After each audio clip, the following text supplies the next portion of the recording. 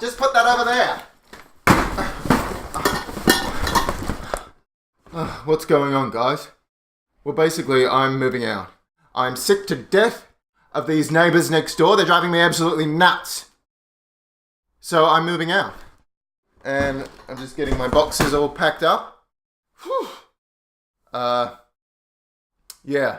So I've got to move into a new place next week. And, I hope that my friends can put me up over the weekend because I need somewhere to stay over the weekend. But I'm moving out. And I got to pack up. So today's lesson is about moving out in English. Today I have 8 common phrasal verbs for you to talk about housing and property and moving out. I want you to stay to the end of the video, please. I'm going to give you a little quiz to test you and test your memory on these very common and useful phrasal verbs. Here we go! Number 1 is a very common one and a pretty easy one. To move out or move in. To move out or move in. So you can guess what that means. So that means when you're leaving your home or your house or your apartment because you're going to another place forever. So you're finishing your lease, you're finishing your rental, or maybe you're selling your house and you're moving out. Move out. We're moving out next week. Can you help us? My landlord said I had to move out because I broke the kitchen bench. When are you moving in? Number 2, to settle in. To settle in. What does it mean to settle? To settle means it has a few meanings. It can mean to finalize something, but it can also mean to calm down or be comfortable in a place. So to settle in means to feel comfortable and at ease in a new place. For example, it took me a few months to settle into my new home. When I moved to Japan, it took me a while to settle in because I had to learn the language and I had to understand the culture there and the food and everything. So it took me a little while to settle in. Number 3, cut off. Cut off what? So this is in reference to something like the electricity. So when something gets cut off, it means it gets disconnected and it finishes.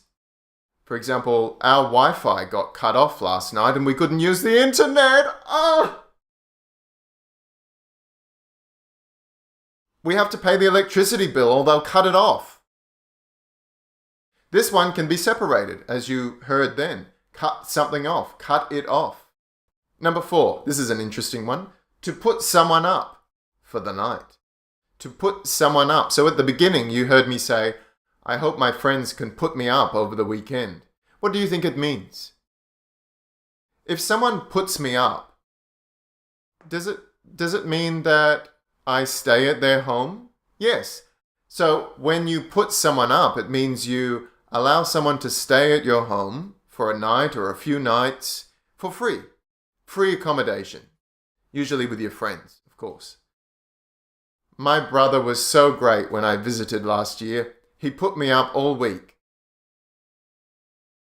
Don't worry. I know you have to move out. Don't worry. I'll put you up for the night. So that's a nice thing to do, isn't it? Put someone up for the night.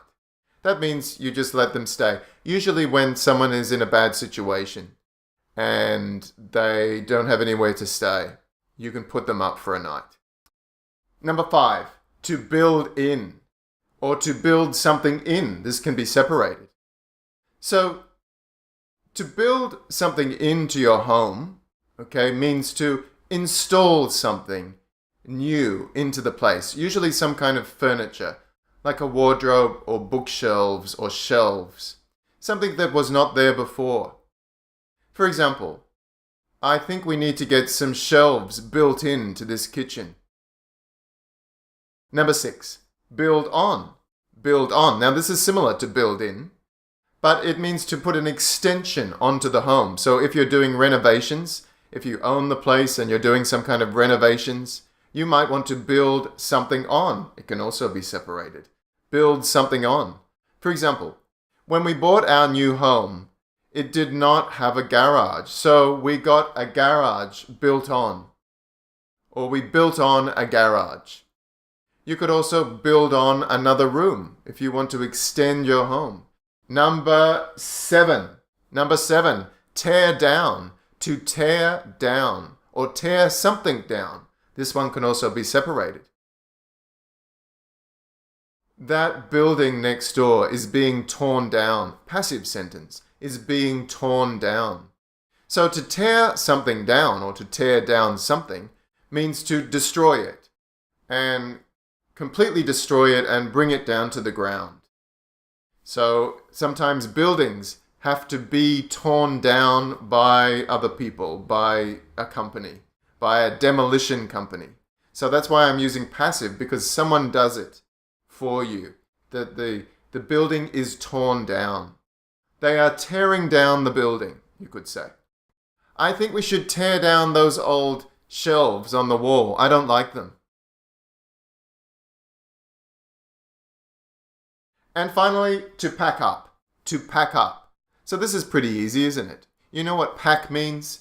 It means to put objects or materials, often clothes, into one space, into a suitcase or into a box. To pack. For example, when you go on a holiday and you travel overseas or somewhere, you have to pack your clothes into your suitcase, right? You pack your clothes. But pack up is a little bit different. Pack up is when you clean up everything and you put it away into boxes. So when you move house, you have to put everything away and you have to pack it and you have to take it out of the house. So we often say pack up. We have to pack up all our things by next week. We're just packing up because we have to move tomorrow.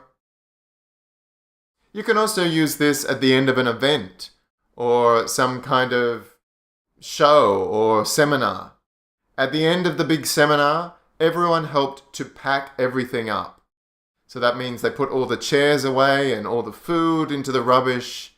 And yeah, so everyone helped to pack everything up. These 8 phrasal verbs can be used to talk about renovations, to talk about houses and property, or simply moving home. Now we have a phrasal verb quiz. I'm going to test you on these 8 phrasal verbs. I will give you a sentence with the standard vocabulary, the more formal vocabulary. And you have to think of the phrasal verb that can replace it. You ready? Let's go. We need everyone to help put everything away. We need everyone to help put everything away. What phrasal verb can replace put everything away here? That's right, the last one. Pack up. We need everyone to help pack up. We need everyone to help pack up. All right, next one, number 2. It shouldn't take you too long to feel comfortable here. It shouldn't take you too long to feel comfortable here. Which phrasal verb can replace feel comfortable? Feel comfortable. Settle in. That's right. It shouldn't take you too long to settle in here. Next one, number 3. Oh no. What can we do? The Wi-Fi has been disconnected. Which phrasal verb can replace disconnected? Got it. Cut off. The Wi-Fi has been cut off. Disaster! Next one. My friend didn't have anywhere to stay, so I hosted him for the night. So hosted is quite formal. What is the informal phrasal verb? I put him up for the night. That's right. I put him up for the night. Next one. My family and I are moving to a new house next week. What can replace moving to a new house? Because it's quite a long, the key with phrasal verbs is they help us express things in a more simple, short way. So moving to a new house is quite long. You can simply say, we are moving out next week. We are moving out next week. When do you come into this new home? When do you move in to this new home? When do you move in? When do you move in? The construction workers are destroying that building. What do you think? What phrasal verb can replace destroying? The construction workers are tearing down that building. That's right, tearing down.